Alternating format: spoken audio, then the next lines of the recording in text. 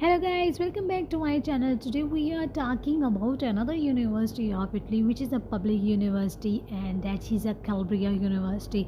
So we will discuss about requirements, application deadline, application procedure, and also discuss about CGPA. This university is a best for those students less than 3 CGPA, so that is a good option for them. They can apply in this university. So discuss करते हैं इसको next आगे video में कि किस तरह से apply करना है। तो थोड़ा सा इसका बैकग्राउंड की तरफ जाते हैं। तो ये एक पब्लिक यूनिवर्सिटी है और 1972 में इसको बनाया गया है और इसमें एक्सेप्टेंस रेट 30 to 50% है। और CGPA जो है वो आपको 2 चाहिए होगा और इसकी जो डेडलाइन है अप्रैल 2023 थी और अब जो नेक्स्ट सेशन स्टार्ट होगा उसकी फेब से स्टार्ट होगी और अप्रैल की यही डेट होगी और ईयर चेंज होगा। तो थोड़ा सा इसका बैकग्राउंड जो है वो डिस्कस कर लेते हैं। रैंकिंग के लिहाज से देखा जाए तो ये वर्ल्ड वाइड में 790 पर जो है वो रैंकिंग कर रही है और इटली के लिहाज से देखा जाए तो 32 पर है और अगर यूरोप के लिहाज से देखा जाए तो ये 315 पर है और अगर कैब्रिया रीजन में देखा जाए तो ये फर्स्ट नंबर पर है। इस मीन कि बहुत अच्छी यूनिवर्सिटी है। सो हमारे चैनल को लाइक कीजिएगा, शेयर कीजिएगा और सब्सक्राइब कीजिएगा। थोड़ा सा इसके डिपार्टमेंट्स के बारे में डिस्कस कर लेते हैं कि इसमें कौन कौन से डिपार्टमेंट्स हैं। तो ये आपके सामने लिस्ट है कि यहाँ पर सभी डिपार्टमेंट्स जो है वो मौजूद हैं। तो आप अपने कोर्सेज से रिलेटेड और अपनी फील्ड से रिलेटेड अपने जो भी डिपार्टमेंट को है वो चेक कर सकते हैं। और यहाँ पर इकोनॉमिक्स, ह्यूमैनिटीज़, मैथमेटिक्स और कंप्यूटर साइंसेस के लिए भी मौजूद है। तो यहाँ पर आप अप्लाई कर सकते हैं। सो चलते हैं वीडियो की तरफ, एप्लीकेशन को कैसे फिल करना है। तो सबसे पहले आपने आ जाना है गूगल पर और गूगल पर आपने लिखना है यूनिवर्सिटी ऑफ कैलब्रिया। ठीक है, मैं आपको लिंक जो है वो डिस्क्रिप्शन में दे दूँगी ताकि आपके लिए आसानी हो जाए। ठीक है, और आप डायरेक्ट जो है ना वो यूनिवर्सिटी के पोर्टल पर आ जाए। तो ये वेबसाइट है यूनिवर्सिटी की और यहाँ पे इंटरनेशनल स्टूडेंट्स के लिए कैटलॉग है, कोर्सेज़ हैं और इसके अलावा नीचे अगर हम स्क्रॉल डाउन करते हैं तो यहाँ पे इंफॉर्मेशन है स्कॉलरशिप की भी और नई जो कॉल होगी उसके बारे में भी यहाँ पर मेंशन होगा। तो जिस तरह से स्कॉलरशिप है, कैलब्रिया यूनिवर्सिटी जो है वो 150 स्कॉलरशिप जो है ना वो फॉरेन स्टूडेंट्स के लिए जो है वो अवार्ड करती है। तो यहाँ पे जो इंटरनेशनल स्टूडेंट्स हैं उनको 90 स्कॉलरशिप्स जो है ना वो 90% स्कॉलरशिप्स दी जाती हैं और 30 स्कॉलरशिप जो है वो इटालियन डिग्रीज़ वालों को प्रोवाइड की जाती हैं। तो आप इसको एक दफ़ा रीड आउट कर लीजिएगा, चेक कर लीजिएगा। और यहाँ पे इसको स्क्रॉल डाउन करते हैं तो यहाँ पे कोर्सेज़ के अबाउट लिखा हुआ है कि कौन कौन से कोर्सेज़ जो है वो अवेलेबल हैं और इसकी कॉल के बारे में भी जो है वो यहाँ पर मेंशन है। सो हम चलते हैं अपने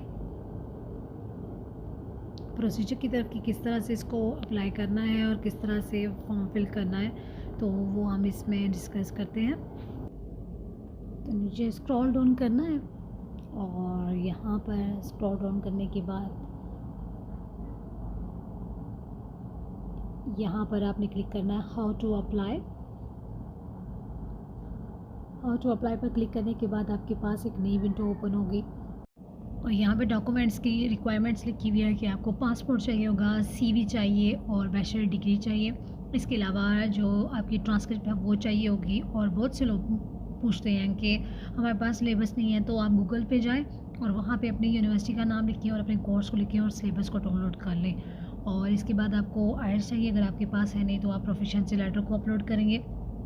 इसके अलावा अगर आपने कोई कोर्सेज़ वगैरह किए हैं तो उस पर आप अपलोड कर सकते हैं। तो सबसे पहले हमने करना है रजिस्टर और रजिस्टर पे हमने क्लिक करना है EESC पे और आपके पास एक नई विंडो जो है वो ओपन हो जाएगी।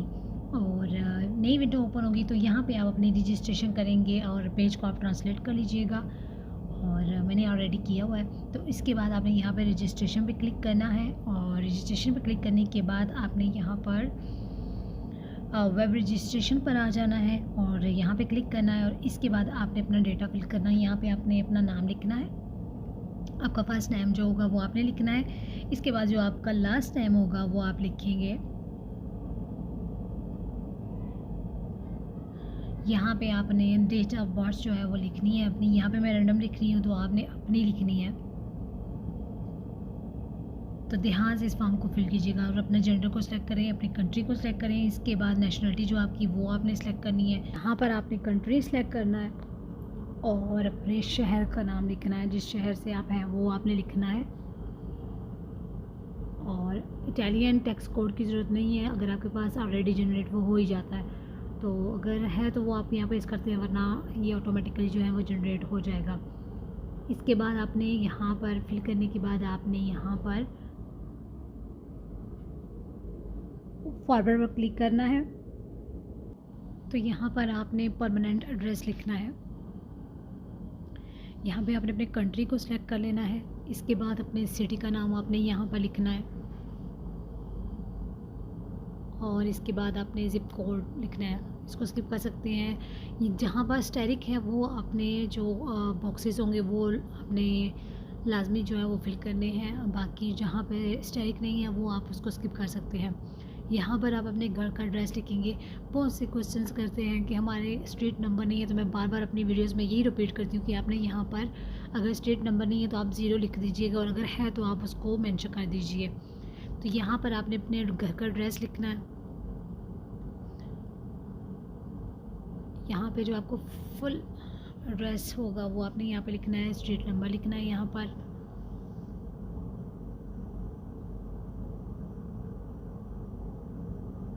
और यहाँ पर आप जब से रह रहे हैं या आपका कोई करंट एड्रेस है तो वो आप यहाँ पे मेंशन कर सकते हैं, डेट कब से आपने स्टार्ट किया है, और अगर नहीं है तो फिर आप जो है वो वही वाला प्रीवियस वाला लिख सकते हैं। यहाँ पे आपने टेलीफोन विद कोड नंबर लिखना है, कंट्री कोड के साथ आपने यहाँ पर लिखना है।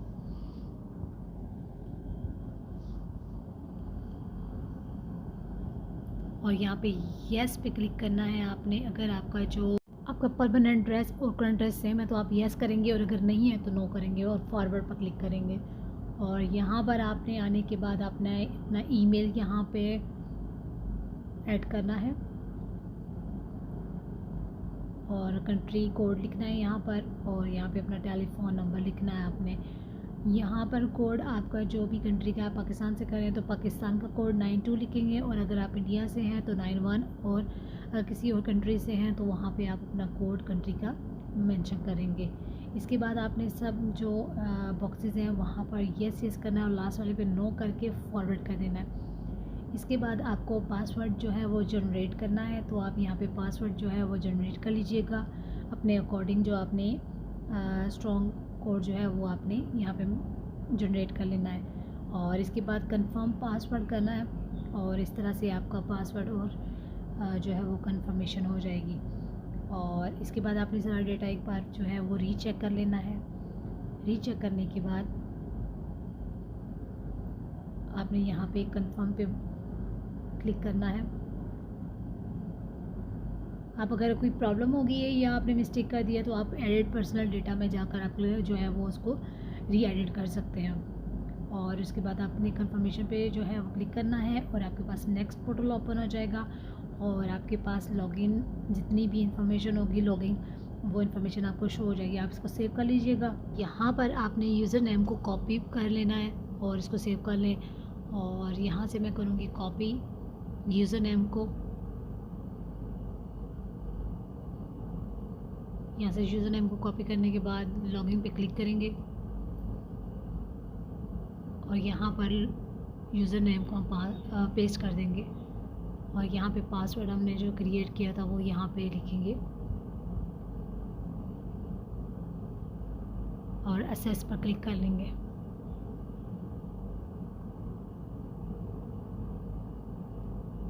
तो हमारी जो रजिस्ट्रेशन है वो हो चुकी है।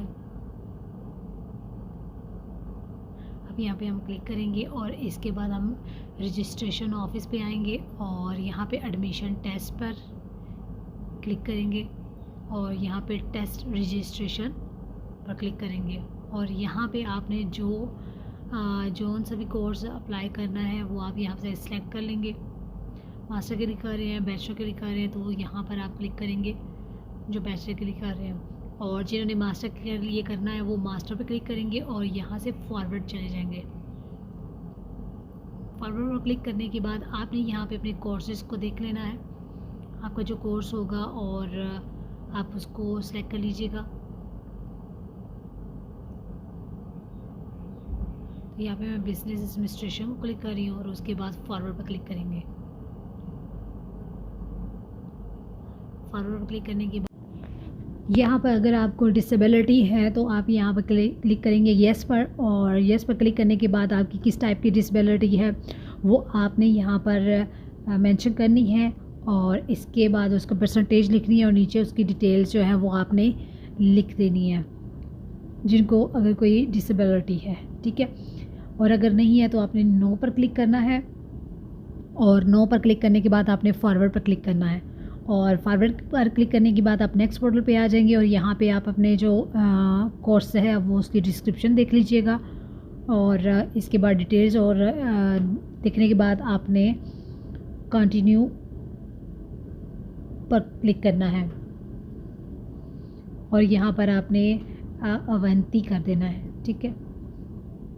तो यहाँ पे अब आपने अपने डॉक्यूमेंट्स यहाँ पर अपलोड करने हैं, तो यहाँ पे आपने क्लिक करना है, और यहाँ पे आपने फ़ौरन सेलेक्ट करना है, और इसके बाद आपने प्रोसीड पे जो है वो क्लिक कर देना है, ठीक है।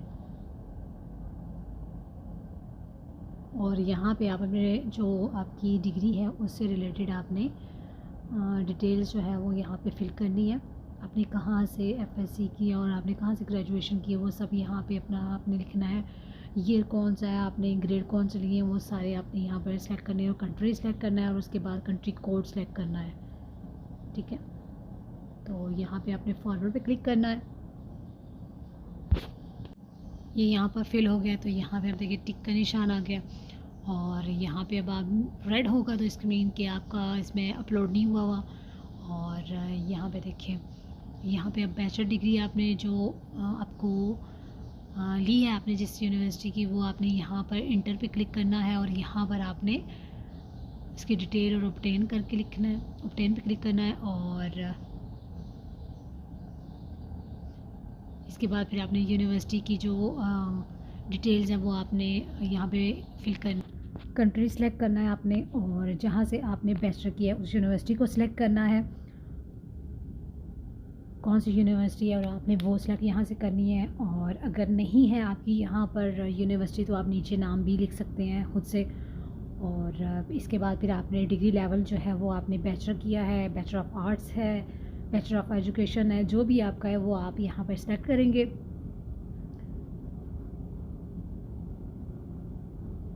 तो यहाँ पे सेलेक्ट करने के बाद आपने डिग्री कोर्स लिखना है, जो कि आपने जो है इसका कोर्स, जैसे इंजीनियरिंग हो गया, इंजीनियरिंग भी टाइप्स की है तो वो आपने यहाँ आगे लिख देनी है। तो इसके बाद फिर आपने जो ग्रेजुएशन की डेट है, आपने कब जो है वो ग्रेजुएशन की है वो डेट आपने लिखनी है, और इसके बाद आपने ये यहाँ पे लिखना है, और फाइनल ग्रेड जो आपने लिए हैं या CGPA होगा वो आपने यहाँ पे मेंशन करना, और उसके बाद और प्रोसीड पे आपने क्लिक कर लेना है, और नेक्स्ट आपने विंडो पे आ जाना है, और स्क्रॉल डाउन नीचे करेंगे, और यहाँ पे ये देखिए ग्रीन टिक हो गया। इसके बाद अब आपने जो है वो 1 बाय 1 जो डॉक्यूमेंट्स हैं वो आपने अपलोड कर दिए हैं, ठीक है। यहाँ पे आप चेक कर लें syllabus of all courses 1 bachelor degree, और आप बाकी सारे चेक कर लीजिएगा। और इसके बाद आपने येस पे क्लिक करना है, और स्क्रॉल डाउन नीचे लेकर आना है, और फॉरवर्ड पर क्लिक कर लेना है, ठीक है। अगर तो आपको कोई और डॉक्यूमेंट्स जो है वो सिलेक्ट करना है तो आप येस कर लीजिएगा, अदरवाइज़ नो करके तो आप आगे मज़ीद डॉक्यूमेंट्स को अपलोड कर सकते हैं। फिर यहाँ पे हमने करना है पासपोर्ट की फ़र्स्ट पेज जो है वो आपने यहाँ पर अपलोड करना है, और यहाँ पे ऐड फाइल सिलेक्शन पे चले जाना है, और यहाँ पे आप अपलोड करेंगे, और अवंती भी आपने क्लिक कर देना है। इसके बाद इसी तरह स्क्रॉल डाउन नीचे करेंगे, और आपने एक्स्ट्रा डॉक्यूमेंट्स जो है वो सिलेक्ट करने हैं तो येस करेंगे, और नहीं करने तो आपने नो करना है और फॉरवर्ड पे क्लिक कर देना है, ठीक है। अब हम फॉरवर्ड पे क्लिक करेंगे,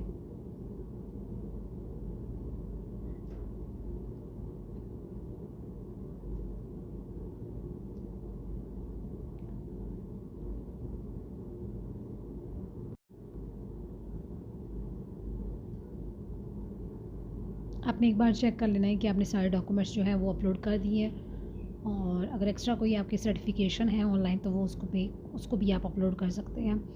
तो यहाँ पे आप देखिए हमारा स्टेटस जो है वो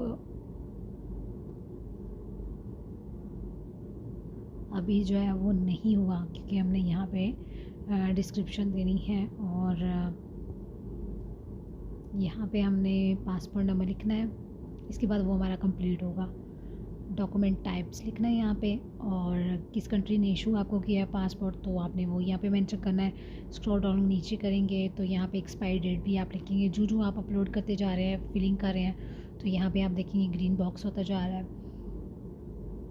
तो यहाँ पे एक्सपायरी डेट लिखने के बाद आपको कौन सी अथॉरिटी ने इशू किया है तो वो आपने यहाँ पे लिखना है, और यहाँ पे अवंती पे आपने क्लिक कर देना है। यहाँ पे आपका जो सेकेंडरी स्कूल ड्यूरेशन था वो आप यहाँ पे लिखेंगे। अगर 2 है 4 है तो आप यहाँ मेंशन करेंगे। 5 ईयर्स है तो भी लिख सकते हैं। और यहाँ पे अपना आपने स्कोर्स लिखने हैं, आपकी कितने परसेंटेज थी, ठीक है। और मैक्सिमम पासिंग स्कोर क्या है वो आपने यहाँ पे लिखना है, ठीक है। और स्क्रॉल डाउन करना है, और हाई स्कूल में जो आपने स्कोर ऑब्टेन किया है वो आप यहाँ पर लिखेंगे। तो ऊपर आपने 40% लिखा है तो नीचे भी आप 40% ही लिखेंगे।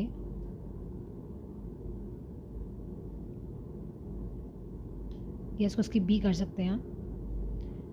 और यहाँ पे अपने लैंग्वेज स्किल जो है इटालियन में आपको नहीं आती तो आप नन करेंगे, और अगर आपको आती है तो जो जिस लेवल की आती है वो आप यहाँ सेलेक्ट कर सकते हैं। इसके अलावा आपने इंग्लिश लैंग्वेज जो है वो B2 जो है वो आपने सेलेक्ट करना है, वो अवंती पे क्लिक करना है। अब यहाँ पे आप बैचलर की डिटेल्स जो है वो लिखेंगे। अगर आपने बैचलर किया हुआ है तो बैचलर की यहाँ पे मिनिमम पासिंग जो रेशो है वो आपने यहाँ पे लिखनी है, अपनी परसेंटेज को। और किस में आपने किया है वो आप यहाँ पे मेंशन करेंगे कि कौन से स्टडी एरिया था। उसके बाद आपने कितने जो है वो एग्ज़ाम्स अटैम्प्ट किए हैं वो यहाँ पे आप कर सकते हैं। तो अगर आपने सालाना किए हैं तो आप 2 साल लिखेंगे। अगर आपने 4 साल में किया है तो ठीक है, नहीं तो फिर आप सेमेस्टर वाइज के हिसाब से भी आप लिख सकते हैं। और यहाँ पे अवंती पे क्लिक कर सकते हैं। PhD अगर आपने की है तो उसके अकॉर्डिंग आप लिख सकते हैं, अदरवाइज़ अवंती पे आप क्लिक करेंगे।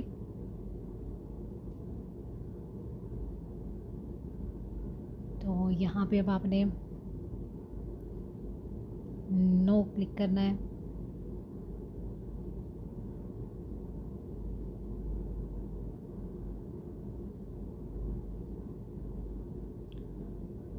इसका मतलब ये है कि आपकी जो यूनिवर्सिटी है उसका कोई भी लिंक जो है वो आपके इंस्टीट्यूट के साथ है। अगर है तो ये, अगर नहीं है तो नो करेंगे। और डेफिनेटली आपकी इंटरनेशनल यूनिवर्सिटीज़ का आपके साथ कोई ताल्लुक़ नहीं है तो आप नो ही करेंगे। और अवंती पे क्लिक करेंगे, और यहाँ पे आपने ये चीज़ जो है ये आप देखेंगे, ये आपकी स्कॉलरशिप में जो है वो हेल्प करेगी। और यहाँ पे अब आपको अपनी इनकम जो है ना वो यहाँ पे नॉर्मल ही बतानी है, ताकि आपको जो स्कॉलरशिप ये ऑटोमेटिकली ही आपको प्रोवाइड करते हैं। तो आप अपनी इनकम को एक एवरेज पे रखिएगा, ताकि आपको जो स्कॉलरशिप है वो अवॉर्ड कर सकें।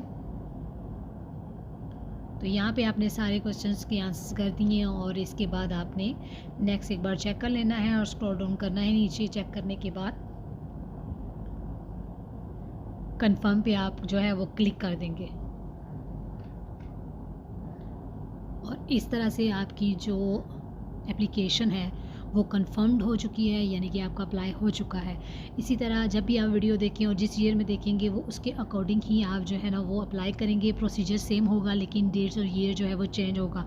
तो यहाँ पे आप अपने डॉक्यूमेंट्स का प्रिंट ले लीजिएगा, जो कि आपने एप्लीकेशन अप्लाई की है उसका प्रिंट अपने पास रख लीजिएगा, और एक बार चेक कर लीजिएगा। और अगर किसी तरह का भी कोई क्वेश्चन है, क्यूरी है और आपको समझ नहीं आ रही, तो आप हमें कमेंट्स बॉक्स में जो है वो कमेंट्स करके पूछ सकते हैं अपनी क्यूरीज़ को, और हमारे साथ कांटेक्ट भी कर सकते हैं। हमारा ईमेल एड्रेस भी डिस्क्रिप्शन में दिया गया है। इसके अलावा अगर आप बहुत से क्वेश्चंस पूछते हैं कि यहाँ पे तो जो है वो ईयर ही चेंज है, प्रीवियस ईयर है, तो यही बात है कि ये प्रीवियस ईयर है, लेकिन आपने जब भी अप्लाई करना है तो यही प्रोसीजर जो है यूनिवर्सिटीज़ का फॉलो करेंगे।